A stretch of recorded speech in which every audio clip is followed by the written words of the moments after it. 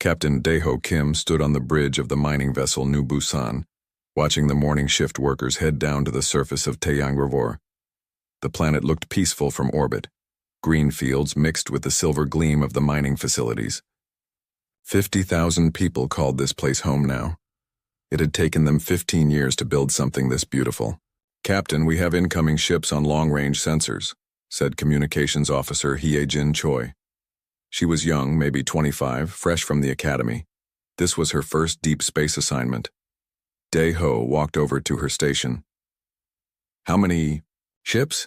12, no, 15. They're big, sir, much bigger than our cargo haulers. "Any identification signals?" Hye-jin shook her head. "Nothing on any channel. They're not responding to our standard greetings." Dae-ho felt something cold in his stomach. In 30 years of space work, he had never seen unknown ships this far out.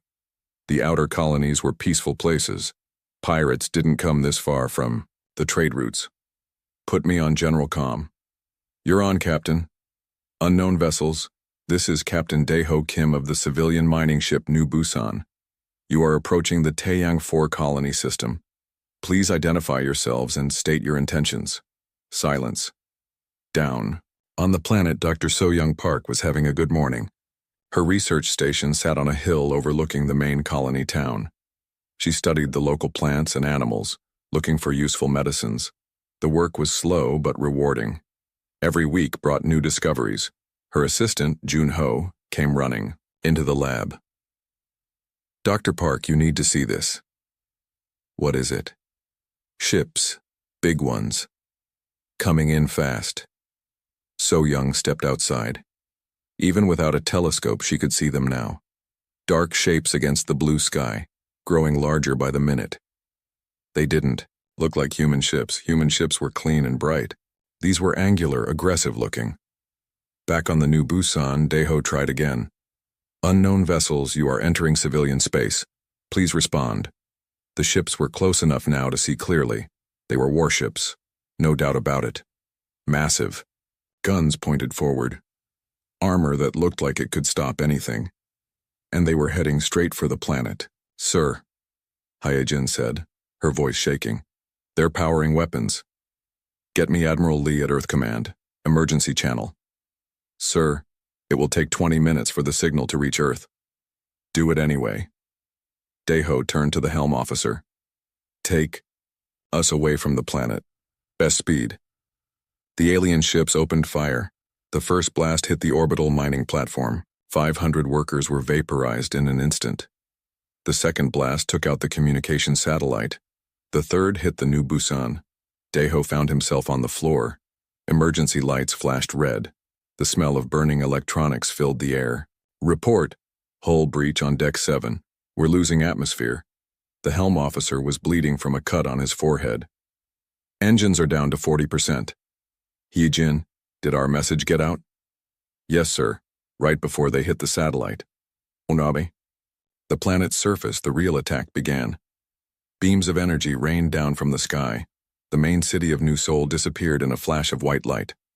The mining facilities melted like ice in summer. Dr. So-young Park's research station exploded just as she was helping Jun-ho reach the emergency shelter. The aliens were thorough. They didn't just attack the cities. They hunted down the farms, the small towns, even individual houses scattered across the continents. From space, it looked like someone was erasing humanity from the planet with careful, methodical strokes. The New Busan limped away from the carnage. Half the crew was dead. The ship was barely holding together. But Hye-jin kept transmitting. "This is civilian vessel New Busan. Taeyang 4 is under attack. Unknown alien force. 50,000 civilians. They're all dead. They're all dead." 20 light years away, Admiral Jin-woo Lee sat in his office at Earth Command. He was reviewing supply reports when the emergency signal came through. The aide who brought him the message was white as a sheet.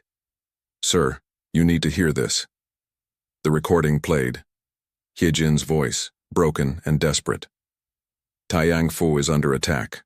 Unknown alien force. They came without warning. No demands, no communication.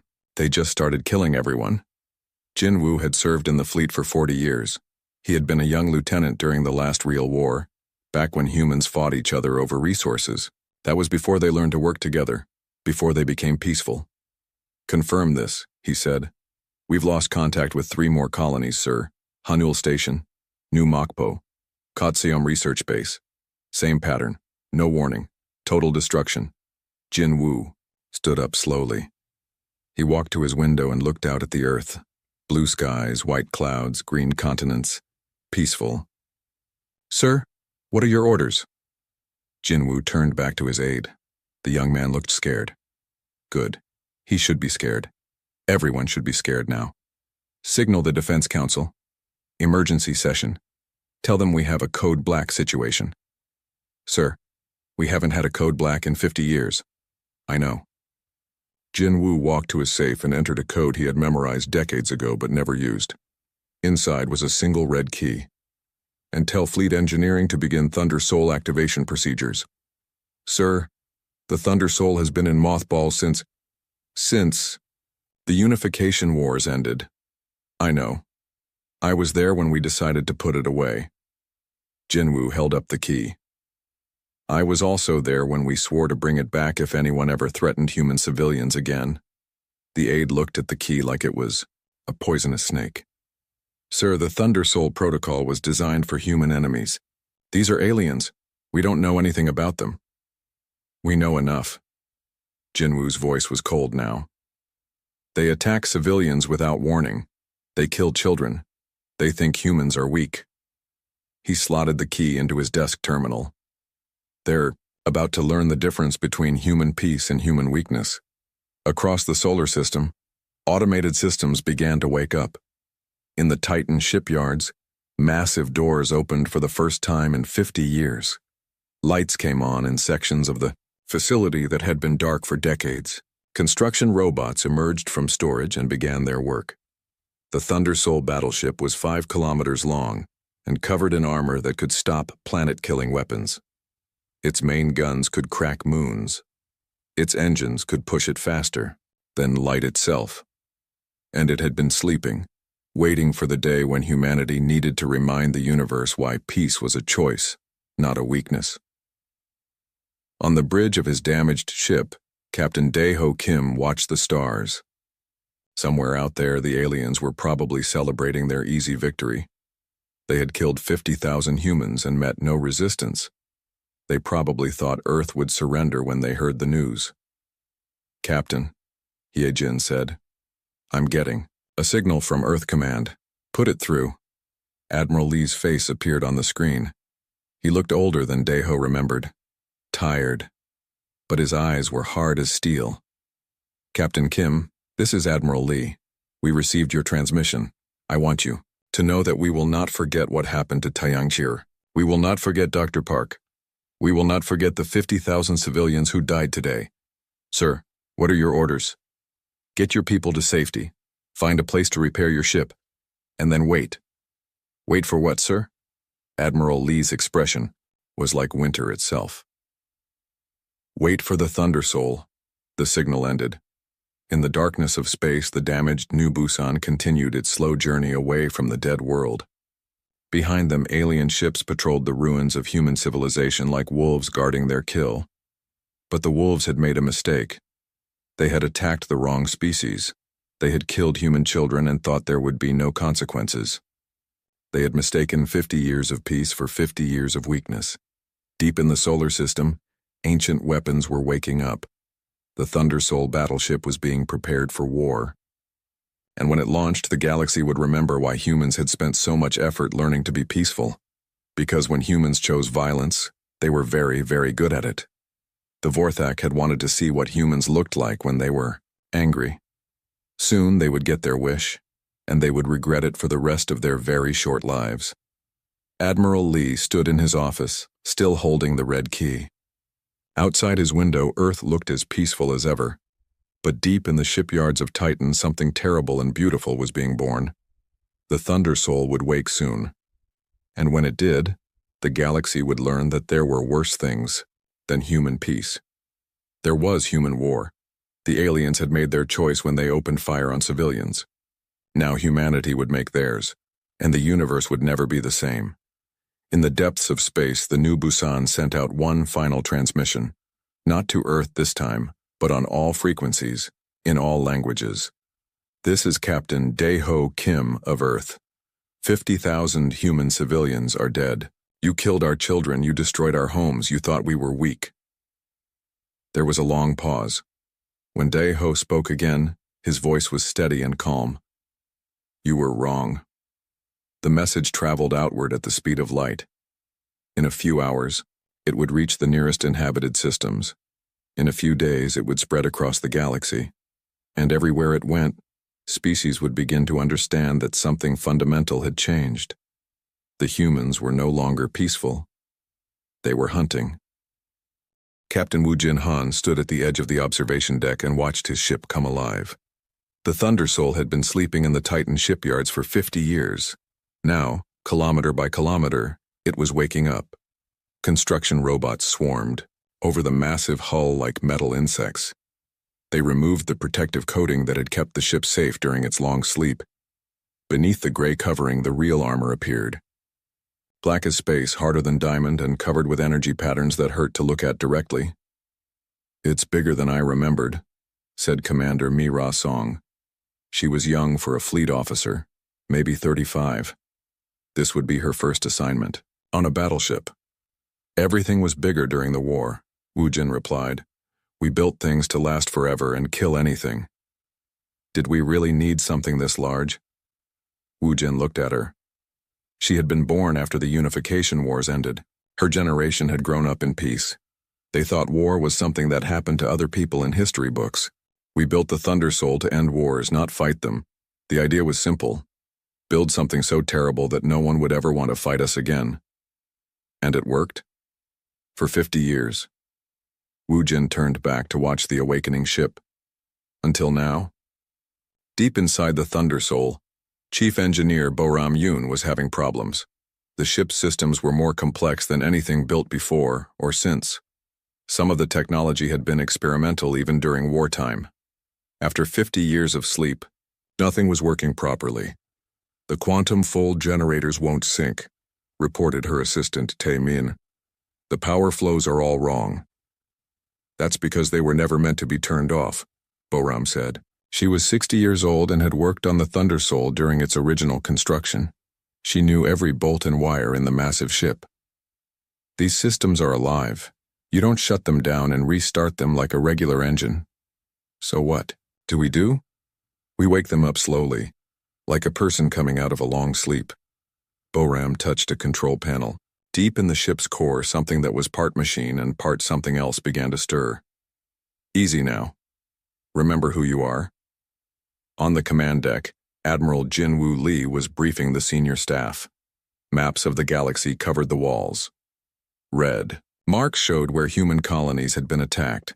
The pattern was clear and brutal.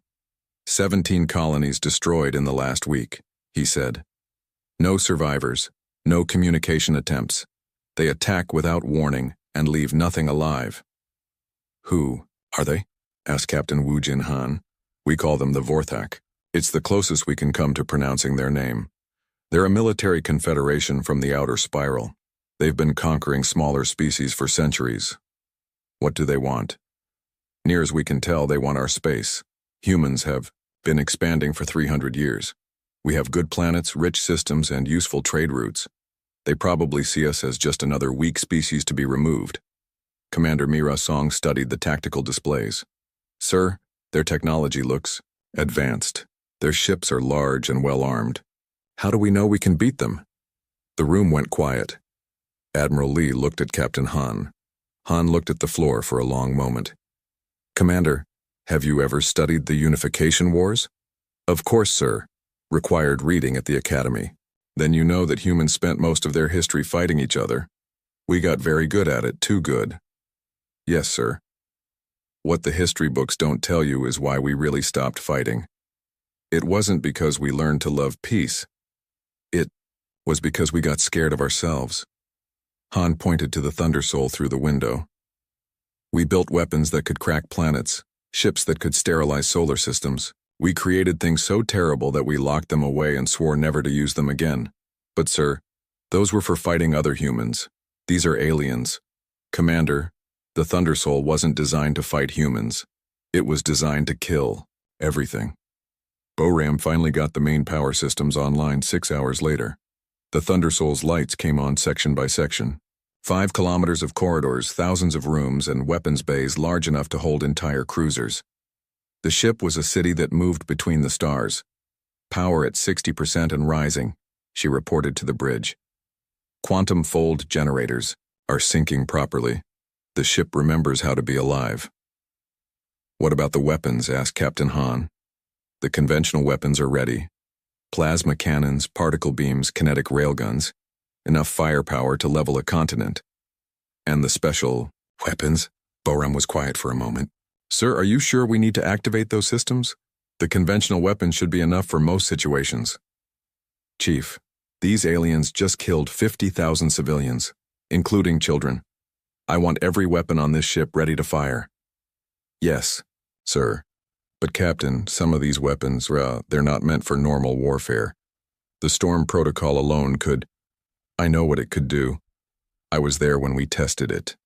Activate everything. The Thunder Soul's crew was coming together slowly. Most of them were young officers who had never seen combat. They had trained for war in simulators and classrooms, but they had never faced an enemy that wanted to kill them. Lieutenant Yejin Lim was the new gunnery officer. She was 28 years old and had graduated first in her class from the Naval Academy. She had requested assignment to the Thunder Soul because she wanted to serve on the most powerful ship in the fleet. Now she stood in the main weapons control center and wondered if she had made a mistake. The room was huge. Dozens of control stations managed hundreds of different weapons. The targeting computers were so complex they seemed almost alive. Ma'am, said her chief petty officer, the main cannons are coming online. Yejin looked at the displays. The Thunder Soul carried 12 main guns, each one larger than most ships. When they fired, they didn't just destroy targets, they erased them from existence. Run a full diagnostic. I want every system checked twice. Yes, ma'am. But ma'am, why do we need so much firepower? The aliens have big ships, but nothing like this. Because, Chief, we're not just going to beat them. We're going to make sure they never want to fight humans again. Intelligence Officer Kyung-Soo Nam was studying the enemy. The surviving crews from the attacked colonies had provided some information about the Vorthak ships and tactics. It wasn't much, but it was a start. They're fast and well-coordinated, he reported to Captain Han. Their weapons are energy-based, probably plasma or particle beams. Their armor is thick but not exotic. Standard military protection. Numbers? We estimate about 200 ships in their main fleet, maybe 300 total across all their forces. Crew complement? Unknown. Their ships are large, so probably several thousand beings per vessel. Captain Han studied the data. 200 ships was a large force by human standards. During peacetime, the Earth fleet had maybe 50 active warships, but the Thunder Soul had been built to fight entire fleets by itself. What about their tactics? Simple and direct. They jump into a system, destroy everything quickly, and move on. No complex strategies. They seem to rely on overwhelming firepower and shock. That suggests they haven't fought anyone who could fight back effectively. Exactly, sir. They're used to easy victories. The Thunder Soul's first test came sooner than expected. A Vorthak patrol fleet was detected near the ruins of Taiyangfor. 3 ships, smaller than the main battle units, but still dangerous. This is perfect, Captain Han said. We can test our systems without committing to a major battle. The Thunder Soul jumped to the edge of the Taiyang system. The massive ship appeared out of nowhere, its black hull nearly invisible against the stars. The only lights came from the bridge and the glowing energy patterns that ran along the armor. The Vorthak ships detected them immediately.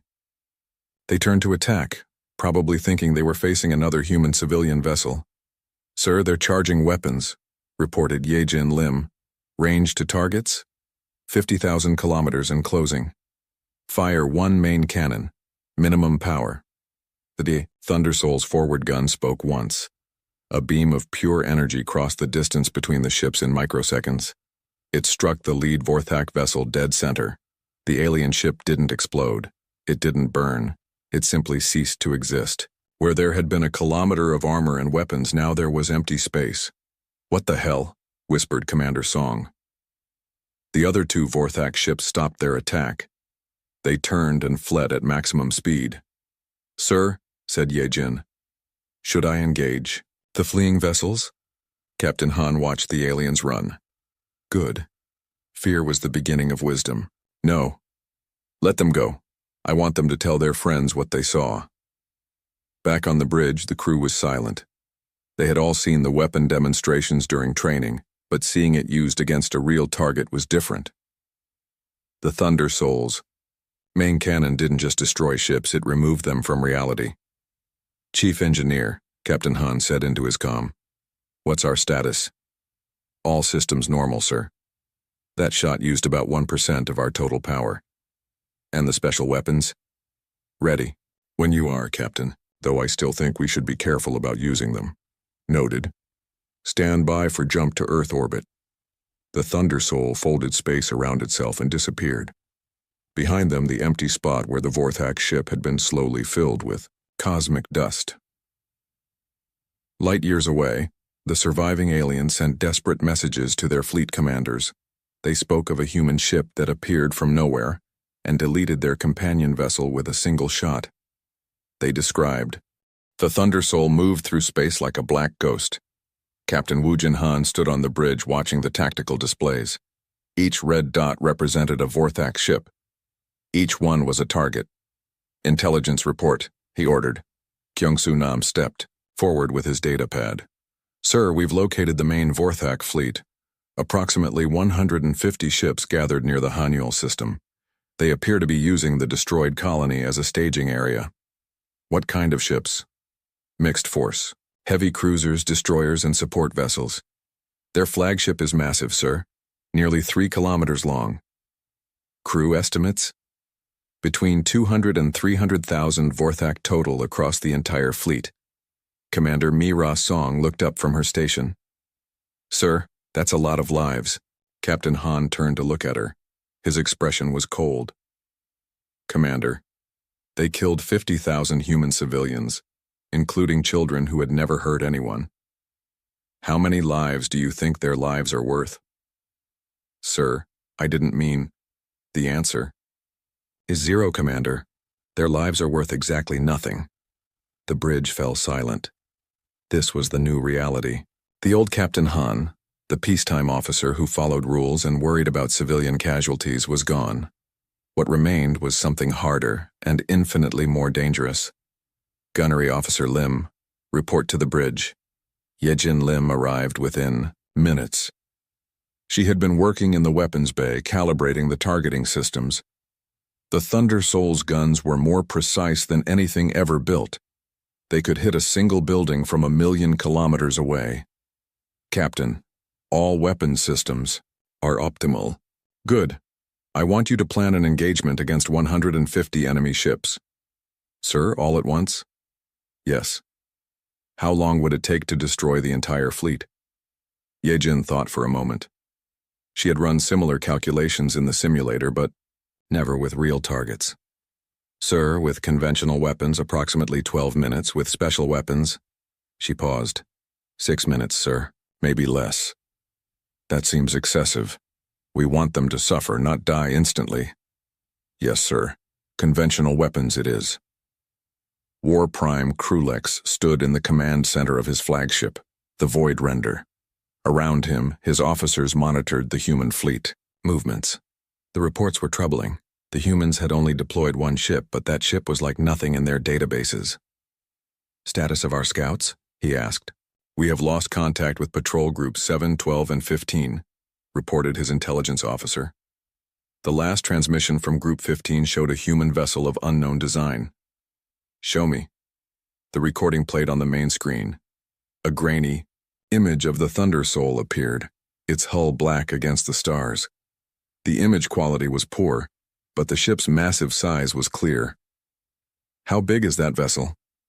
"Estimates range from 4 to 6 kilometers in length, War Prime. It appears to be heavily armed." "1 ship," Krulex said slowly. They send one ship against our entire fleet. Perhaps it is a negotiation vessel, suggested his tactical officer. Maybe they wish to surrender. Or maybe, said another voice, they think one ship is enough. Krulex turned to see who had spoken. It was Sub-Commander Vex, his youngest officer. Vex had studied human military history as part of his intelligence training. Explain. War Prime. The humans have an unusual approach to warfare. Most species build many small ships. Humans build fewer ships but make them much more powerful. This vessel may be their primary battle unit. One ship cannot defeat 150. With respect, sir, we thought 100 ships could not lose to unarmed civilians. We were wrong about human defenses. Krulex considered this. The young officer had a point. Every assumption they had made about humans had proven incorrect. They had expected easy surrender and found fierce resistance. They had expected weak defenses and found weapons that could erase ships from existence. Double our patrol coverage. I want to know where that ship is at all times.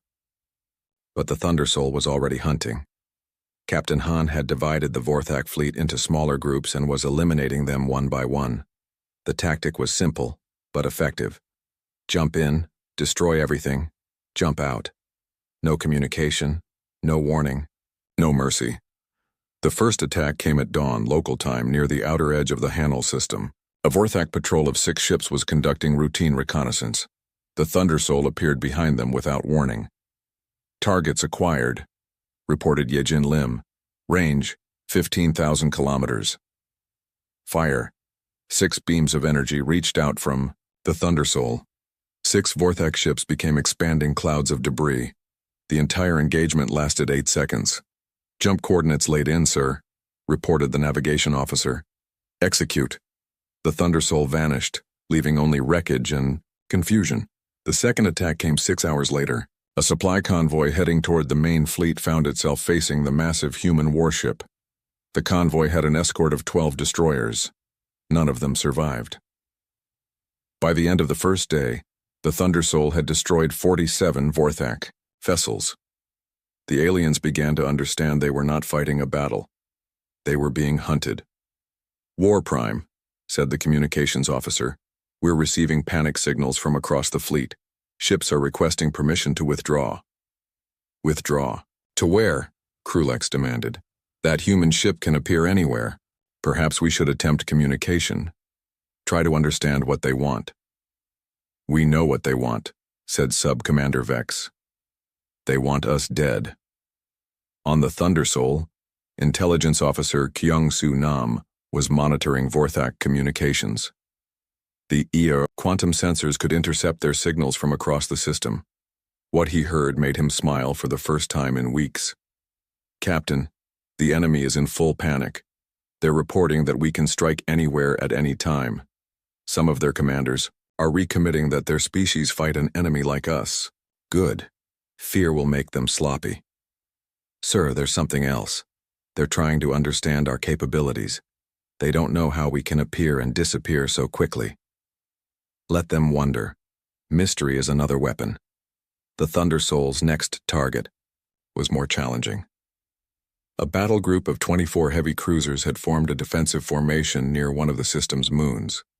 They were ready for attack, weapons charged and shields at maximum. Interesting, Captain Han said as he studied the tactical display. They're learning. Should we abort, sir? Asked Commander Song. No, but we'll try something different. Han turned to his gunnery officer. Lieutenant Lim, I want you to target their engines only. Disable them, don't destroy them.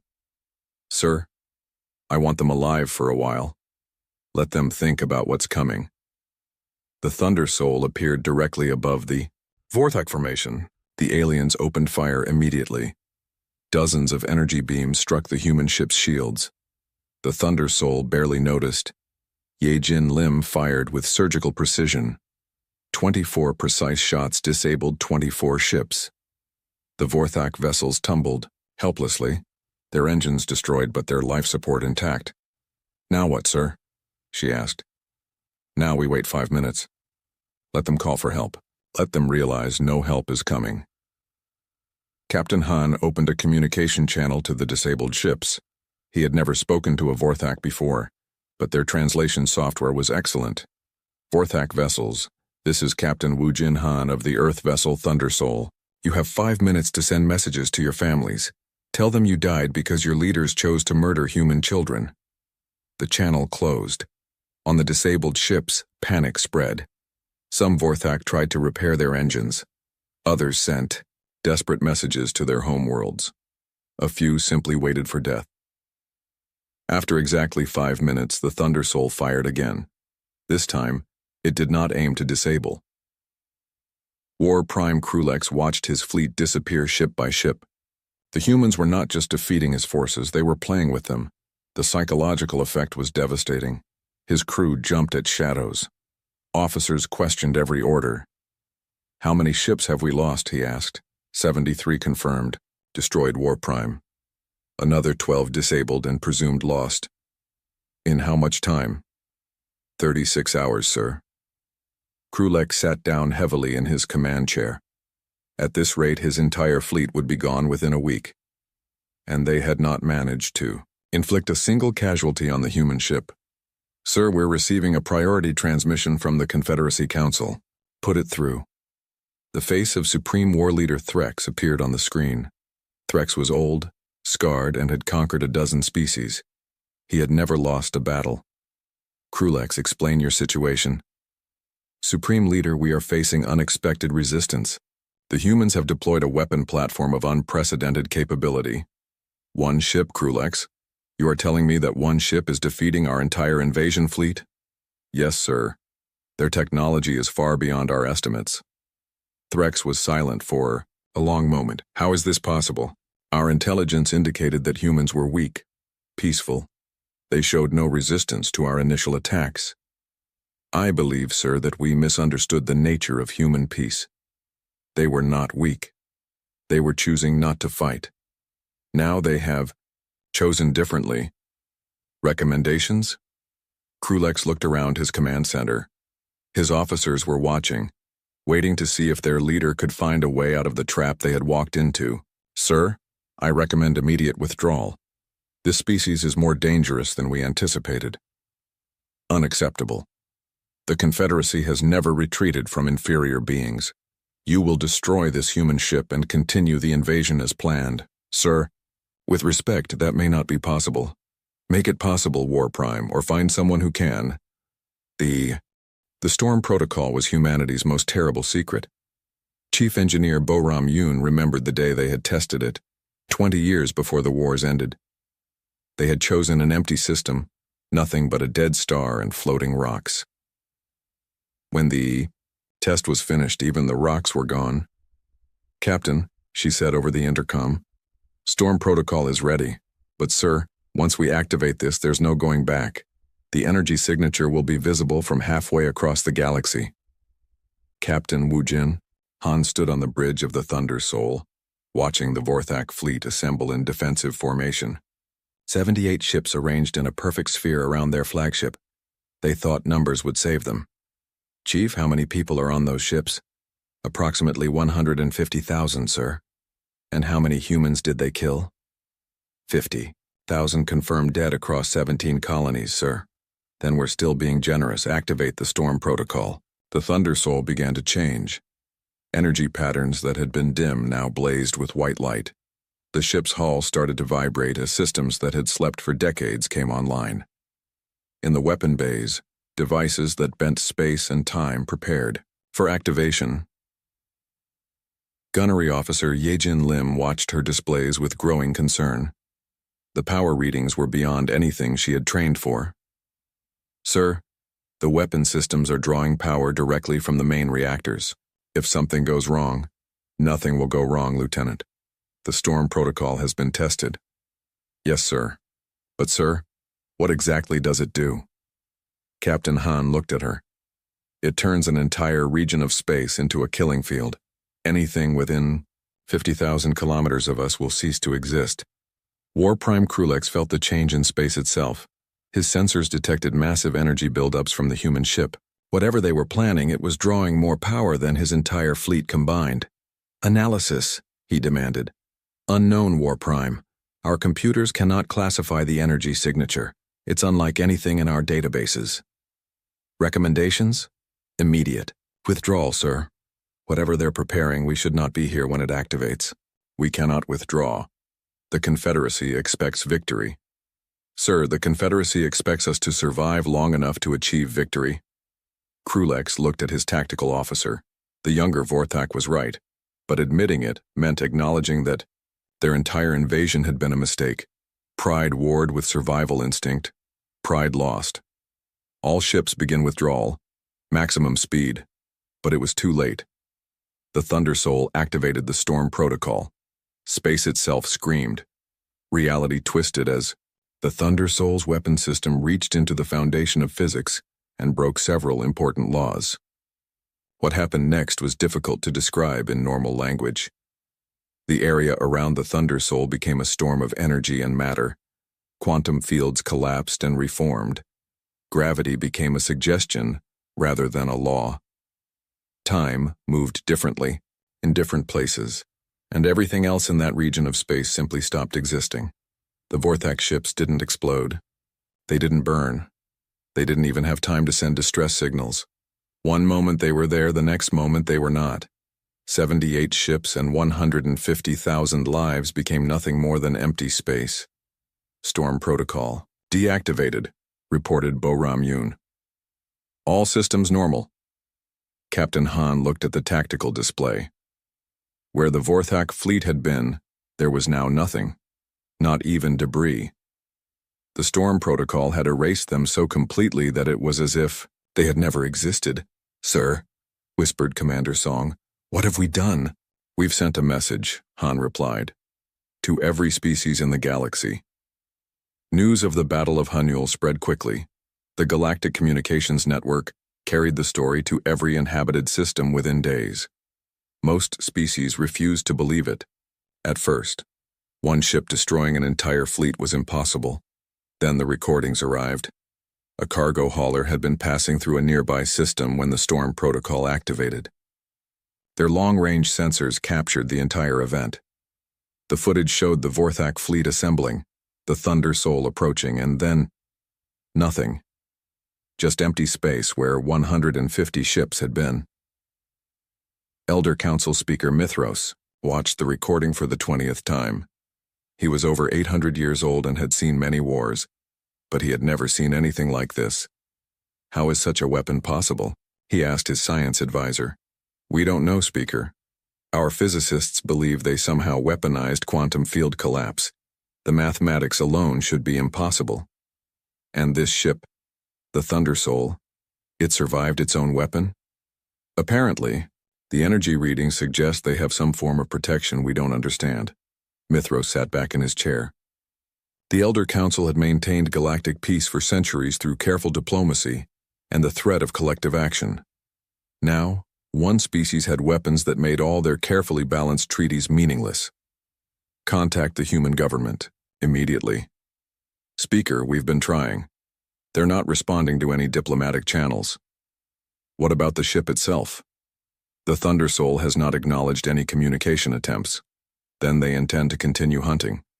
"So it appears, Speaker." Ambassador Yunji Shin received her orders while serving at the Earth Embassy on Centauri Prime. She was a career diplomat who had spent 20 years building relationships with alien species. Her job was to maintain the peaceful contact that humans had enjoyed since first contact. Now her orders were very different. "You will establish a new diplomatic protocol," Admiral Lee told her over the encrypted channel. "Every species that wants to maintain relations with humanity will acknowledge that human space is absolutely inviolate. Any attack on human civilians will result in immediate and total retaliation." "Sir, that's essentially demanding submission from the entire galaxy." "Yes, it is." "Sir, what if they refuse? What if other species decide that humans have become too dangerous? Then they can ask, 'The Vorthak, what happens when you threaten humans?'" Admiral Lee's expression was granite. "Oh, wait. They can't. Because the Vorthak no longer exist." The Thunder Soul continued its hunt. Across 3 star systems, any ship flying Vorthak colors was destroyed on sight. Captain Han had divided his crew into hunting teams. Each team tracked different groups of fleeing aliens. "Sir," reported Kyung-Soo Nam, "we've detected a group of Vorthak ships attempting to reach neutral space. 12 vessels heading for the Kalarian trade zone. Intercept course. We can't let them escape to threaten other species." "Sir, the Kalarians are asking for clarification of our intentions. They're worried about their sovereignty. Tell them we have no quarrel with Kalarian civilians. We're simply removing a pest problem." The Thunder Soul jumped ahead of the fleeing Vorthak ships. When the aliens dropped out of faster-than-light travel, they found the massive human warship waiting for them. This time Captain Han opened communications. "Vorthak vessels, this is Captain Han. You attacked human civilians. You killed human children. You thought humans were weak." On the lead Vorthak ship, the commander tried to respond. "Human captain, we wish to negotiate. There will be no negotiation. There will be no mercy. There will be no survivors." The Thunder Soul fired. 12 ships became cosmic dust. The Kalarian observers watched in silence. The human ship had destroyed the Vorthak vessels so quickly they barely had time to register the attack, and it had done so without causing any damage to Kalarian space or property. "Kalarian trade zone, this is Captain Han of the Thunder Soul. The pest removal is complete. You may resume normal operations." The humans departed as quickly as they had arrived. Behind them, the Kalarians began to understand that the balance of power in the galaxy had shifted permanently. Across known space, governments held emergency sessions. Military commanders studied the recordings of human weapons. Scientists tried to understand how the storm protocol was possible. Everyone reached the same conclusion. Humanity had been peaceful by choice, not necessity. War Prime Krulex found himself in command of the last intact Vorthak force. 37 ships hiding in the outer system, trying to avoid the Thunder Soul's sensors. His officers were terrified. Half of them wanted to surrender. The other half wanted to run to the edge of the galaxy. "War Prime, we could contact their government directly, offer full reparations for the colonies we destroyed, and admit that the Confederacy was wrong to attack them." "Sir, the Confederacy no longer exists. Half our worlds have declared independence, rather than face human retaliation. The other half are demanding your removal from command." Krulex looked at his tactical displays. Where once he had commanded 300 ships and been the terror of lesser species, now he hid with a handful of survivors afraid to move. "Sir, there's something else. Our long-range sensors have detected other human ships. Dozens of them, all heading toward Confederacy space." "What kind of ships?" "Unknown design, sir. But if they're anything like the Thunder Soul..." Krulex closed his eyes. He had started this war thinking humans were weak prey. Now his entire species faced extinction because of his mistake. "Open a channel to the human ship." "Sir? I said open a channel. It's time to end this." The Thunder Soul received the transmission while hunting the last Vorthak supply depot. Captain Han listened to War Prime Krulex's words without expression. "Human Commander, I am War Prime Krulex of the Vorthak Confederacy. I wish to discuss terms of surrender." Han looked around his bridge. His crew was waiting to see how he would respond. The Thunder Soul arrived at Vorthak Prime like a dark moon. The planet below was beautiful in the way that most inhabited worlds were beautiful. Blue oceans, white clouds, green continents dotted with cities. 8 billion Vorthak lived on the surface, most of them civilians who had never even heard of humans until the war began. Captain Wu Jin Han stood on the bridge and looked down at the world that had sent killers to murder human children.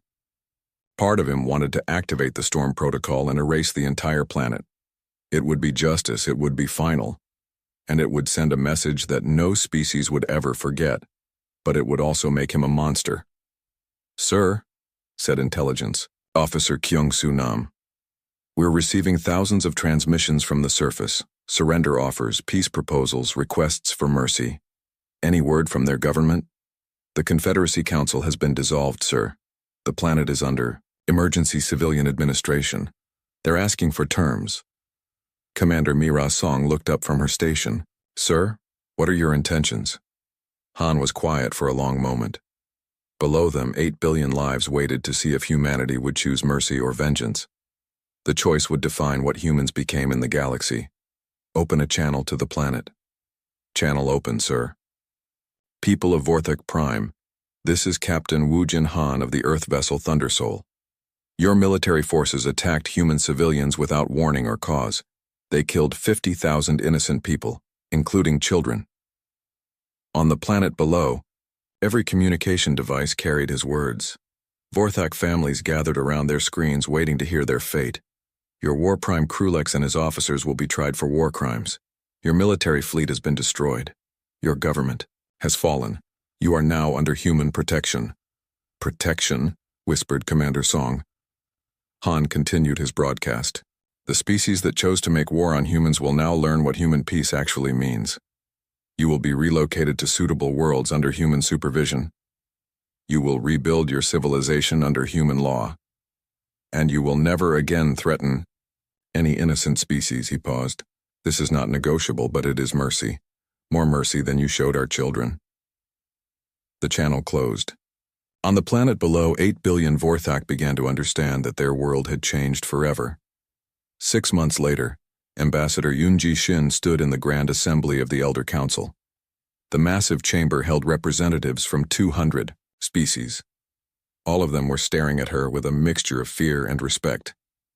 The question before this assembly, said Speaker Mithros, is how to integrate humanity into the existing galactic order. Yoonji smiled politely. Speaker Mithros, I believe you misunderstand the situation. Humanity is not seeking to integrate into the existing order. We are announcing the new order. The chamber erupted in angry voices. Representative after representative stood to protest. Humans were newcomers to galactic politics. They had no right to dictate terms to ancient civilizations. Yoonji waited for the noise to die down. When it was quiet again, she activated a holographic display. The image showed the Thundersoul battleship floating in space near the council station. This is the Thundersoul. It is currently in orbit around this station. Its weapons are powered down, but they remain operational. Are you threatening this assembly? Demanded the Keldarian representative. No. I am explaining reality. Yoonji touched a control, and the display changed. Now it showed the empty space where the Vorthak fleet had been destroyed. The Vorthak Confederacy believed they could attack human civilians without consequences. They learned otherwise. She changed the image again. This time it showed Vorthak refugees being relocated to supervised worlds. Their survivors now live under human protection. They are fed, housed, and safe. But they are also watched. They will never again have the opportunity to threaten innocent lives. What does humanity want from the rest of us? Asked Speaker Mithros. Simple. Human space is inviolate. Any attack on human civilians will result in immediate and total retaliation. In exchange, humanity will respect the sovereignty of all peaceful species. And if we refuse these terms? Yoonji looked around the chamber. Then you can ask the Vorthak what refusal means. Oh wait, you can't. Their government no longer exists. The assembly was silent. Outside, the Thundersoul waited like a sleeping predator. Fleet Admiral Min Ho Che took command of the expanded human fleet from his flagship, the New Harmony. Unlike the Thundersoul, it was a ship built for peacetime. Diplomatic missions, humanitarian aid, trade protection. But even the New Harmony carried weapons that could level cities. Admiral, reported his aide, we've received requests for human protection from 12 species in the past month. What kind of protection? The usual. Pirates, territorial disputes, aggressive neighbors. They want human ships to patrol their space. And our response? We provide protection in exchange for favorable trade agreements and diplomatic recognition of our territorial claims. Minho nodded. It was a good arrangement. Humanity got what it wanted through the threat of force rather than the use of it. Much more efficient than actually fighting wars. Any word from the Thundersoul? Captain Han is still refusing promotion and transfer orders. He says his job isn't finished. What job? The Vorthak are defeated. Unknown, sir. He won't explain. The Thundersoul patrolled the edge of human space like a guard dog. Captain Han had reduced his crew to a skeleton team of volunteers. Commander Song had transferred to a regular fleet assignment. Most of the original crew had requested new postings after the war ended. Only the core group remained. Han himself, Bo-Ram Yoon, Ye-Jin Lim, and Kyung-Soo Nam. They called themselves the Watchers. Their job was to make sure no one forgot what happened when humans were threatened. "Sir," said Kyung-Soo, "we're receiving a distress call from the new Shanghai colony. They report unknown ships in their system." "Identification?" "Unknown species." "Sir, they're calling themselves the hegemony of Rix." Han looked at the tactical display. Another aggressive species looking for easy prey. They probably had no idea what had happened to the Vorthak. "Set course for New Shanghai. Best speed." "Yes, sir." The Thunder Soul jumped to faster than light speed. Across the galaxy, automated systems detected the massive energy signature and updated their tracking databases. Governments that monitored human fleet movements noted the Thunder Soul's destination and began preparing formal statements of non-involvement. The hegemony of Rix had never heard of humans. They were a young species, aggressive and expanding rapidly. When their scouts found the new Shanghai colony, they saw easy conquest. A single world, lightly defended, far from any major fleet bases. Their attack fleet was smaller than the Vorthak force had been. Only 20 ships. But they approached the human colony with the same arrogance that had doomed their predecessors. "Human settlement, this is Fleet Commander Zix of the hegemony of Rix. You will surrender your world immediately or face destruction." The colonial governor, Park Sung-min, had been warned about the approaching alien fleet. He also knew about the Thunder Soul. His response was calm and confident. "Rix vessels, this is Governor Park of New Shanghai. You are hereby ordered to leave human space immediately. This is your only warning." Commander Zix laughed. "Human, you are in no position to give orders. Surrender or die. As you wish." The Thunder Soul appeared. Commander Zix had perhaps 3 seconds to register the massive human warship before his fleet ceased to exist. 20 ships became expanding clouds of plasma. The engagement lasted longer than usual because Captain Han chose to destroy them one by one rather than using area weapons. He wanted the galaxy to see exactly what happened to species that threatened humans. "New Shanghai, this is Captain Han. The pest problem has been resolved. Thank you, Thunder Soul. Governor Park sends his regards." The Thunder Soul vanished back into faster-than-light travel. Behind it, 20 expanding debris clouds marked where another species had learned the lesson too late. News of the Rix fleet's destruction spread even faster than the Vorthak incident had. This time, there was no disbelief. The pattern was clear. Humans had moved beyond peace into something else entirely. Species that had been planning their own expansion into human space quietly canceled those plans. Trade routes that had been encroaching on human territory were rerouted. Governments that had been ignoring human diplomatic messages suddenly became very responsive. Dr. Hana Kim worked at the Galactic Studies Institute on Earth. Her job was to monitor alien reactions to human policies.